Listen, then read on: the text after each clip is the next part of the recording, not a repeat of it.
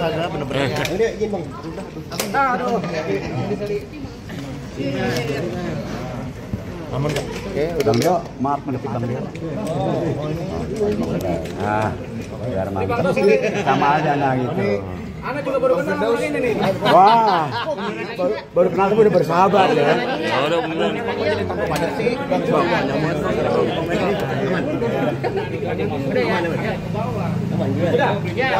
Tangannya ke bawah dikit Bang. Maaf ya. Bang, mungkin agenda hari ini seperti apa bang?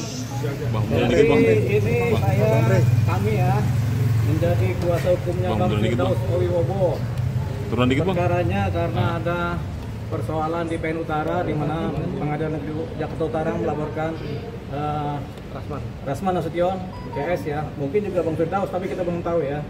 Jadi kita kemudian setelah menjadi kuasa kita ingin mengadakan permohonan gelar perkara khusus terhadap perkara yang dilaporkan oleh PN Utara. Kenapa akhirnya kita kemari? Karena beberapa saat waktu yang kemarin Bang Hotman Paris menyampaikan di medsos di mana ada 2 tersangka katanya yang sudah jadi tersangka. Salah satunya adalah diduga adalah Bang Rasman, yang kedua adalah Bang Firdaus karena ada kode yang naik meja. Nah, tapi kita belum tahu nih apakah benar menjadi tersangka atau tidak. Makanya kami datang kemari, saya mendampingi Bang Firdaus untuk menyampaikan permohonan untuk gelar perkara khusus. Satu hal kami menanyakan mengenai apakah sudah ada tersangka atau belum. Yang kedua kami akan menyampaikan mengenai permohonan gelar perkara khusus untuk lebih mendetail apa sih yang dituduhkan, pasal apa yang mau dijerat, kemudian bagaimana pola-pola unsur-unsur yang terpenuhi apa tidak, begitu.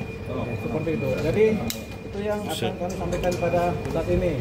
Selanjutnya ini Bang Firdaus mau bicara. Silakan Bang Firdaus. Oh ya. Oke. Terima kasih banyak Bang Diolipa. Alhamdulillah hari ini saya didampingi oleh tim kuasa hukum saya dari Diolipa and Partner atau Associate.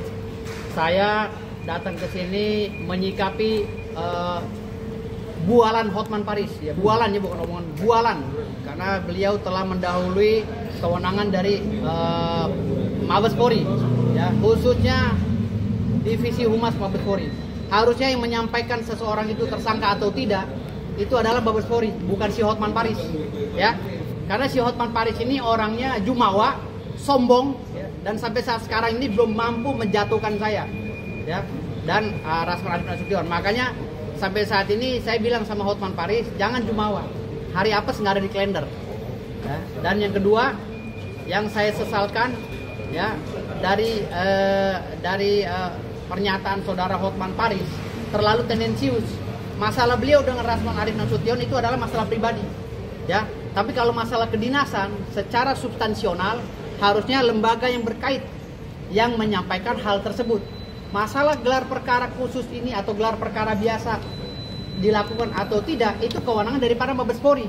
Jadi si Hotman Paris ini telah membuka cakrawala berpikir negatif terhadap diri saya, sehingga saya tersikna negatif oleh netizen. Hanya gara-gara Hotman Paris yang berstatement bahwa yang menjadi tersangka adalah Rasman dan si pengacara yang naik meja. Yang naik meja kan di Indonesia dan akhirat tahunya saya. Nggak ada lagi pengacara di dunia dan akhirat. Cuman satu-satunya Firdaus Owiwobo yang naik meja. Karena nggak sengaja. Saya aja nggak sadar naik meja. Apalagi dia kan gitu. Saya aja naik meja aja nyesel kok bisa di atas meja gitu. Makanya sampai sekarang penyesalan itu harus saya tuangkan ya di dalam dalil-dalil hukum saya sudah saya jelaskan kepada tim kuasa hukum saya. Jadi yang ketiga, ya, pejabat publik tidak boleh memenjarakan rakyat. Ingat ya, kami adalah bagian daripada rakyat. Pejabat publik kalau berbicara masalah rakyat, ya, ini saya harus pilah-pilah agar konstruksi hukumnya jelas, ya. Pejabat publik setingkat ketua pengadilan Jakarta Utara tidak boleh memenjarakan rakyat karena ada putusan Mahkamah Konstitusi. Kalau saya ditetapkan tersangka sebagai pelanggar KUHP, ya, Kitab Undang-Undang Hukum Pidana. Tetapi kalau saya, ya, ditetapkan tersangka karena telah melampaui batas sidang kode etik, artinya saya dianggap sebagai advokat dan tidak mungkin saya menjadi tersangka karena dasar hukumnya KUHP. Pastilah tentunya melalui mekanisme sidang etik melalui Kongres Advokat Indonesia. Tetapi sampai hari ini sidang etik tidak pernah terlaksana di Kongres Advokat Indonesia Dan surat pemecatan saya pun tidak pernah diberikan. Dan sekarang sedang bermasalah RDP di DPR RI, sedang bermasalah judicial review di Mahkamah Konstitusi dan Mahkamah Agung, dan sedang bermasalah di Komnas HAM, di Ombudsman dan lain-lainnya. Jadi semua yang bermasalah ini jangan dulu diterapkan karena proses perdatanya sedang berjalan sesuai dengan Perma nomor 2 tahun 1956. Jadi jangan coba-coba menerapkan pasal-pasal kepada saya tentang KUHP karena saya ini advokat. 4 pilar penegak hukum catur bangsa. Hakim mempunyai mekanisme tersendiri karena berkaitan langsung dengan Undang-Undang Nomor 48 tahun 2009 tentang kehakiman. Ya, jaksa mempunyai kewenangan sendiri karena berkaitan dengan Undang-Undang Nomor 16 tahun 2004 tentang jaksa. Dan mereka mekanisme penghukuman terhadap jaksa dan hakim melalui sidang etik sama seperti pengacara. Pengacara berkaitan langsung dengan Undang-Undang 18 tahun 2003 tentang etik, ada pasal 26, pasal 3, pasal 4 tentang kode etik. Jadi semuanya mekanismenya jelas. Polisi juga ada Undang-Undang Nomor 2 tahun 2002 tentang kode etik profesi polisi. Jadi nggak bisa semua orang-orang yang masuk dalam catur bangsa ini langsung dipidana melalui KUHP. Ini kesesatan berpikir dan nalar yang sesat dalam menerapkan konstruksi hukum tata negara. Makanya perlu dibenahi oleh kita, dan hari ini dengan inisiatif saya dengan tim kuasa hukum saya datang kembali ke sini. Saya berbicara kepada Mabes Polri, apakah benar si Hotman Paris ini telah mendapatkan bocoran dari Mabes Polri bahwa saya dan Rasman sudah tersangka. Kalau ini benar berarti polisi telah melakukan kejahatan. Ya, Mabes Polri institusi yang besar ya, yang sangat dimuliakan oleh negara, oknumnya telah melakukan kejahatan besar karena telah membocorkan rahasia negara kepada orang lain yang bukan mempunyai korelasi dalam perkara ini. Karena yang mempunyai korelasi ini adalah kepala kejaksaan, kepala pengadilan tinggi, kepala pengadilan Jakarta Utara dan saya. Saya terlapor, pelapornya beliau. Gitu. Jadi Hotman Paris ini telah melanggar kode etik profesi dan organisasi pengacaranya harus menegur dia. Kalau enggak hancur organisasi pengacaranya. Memiara orang-orang kayak begini nih, manusia-manusia seperti Hotman ini, ya terlalu banyak keluar-keluar, tapi di mana-mana dia persidangannya kalah. Dia memimpin persidangan masalah klien dia yang jenderal kalah. Dia menangani perkara masalah Antam kalah. Kliennya rugi miliaran bahkan triliunan. Hotman ini terlalu banyak bual. Nggak ada apa-apanya Hotman itu sama saya. Sampai sekarang dia berupaya. Walaupun kau siram sana siram sini pakai aqua Hotman, kau nggak akan pernah bisa kalahin saya. Hah? Kau tuh nggak ada apa-apanya. Kau tuh ngaku-ngaku senior, saya junior kamu aja babak belur.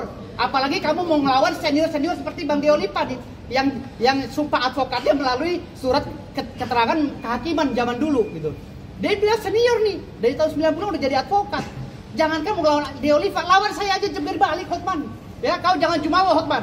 Dan kau kalau bisa menjarakan Rasman, saya acungi jempol kau ya. Kau mulut besar Hotman ya. Ingat, saya Dr. Firdaus yang berbicara ya. Saya tantang kamu Hotman ya, debat di Hotman Room atau di mana Hot Room. Saya tantang kamu kalau kamu bernyali. Ya. Ya.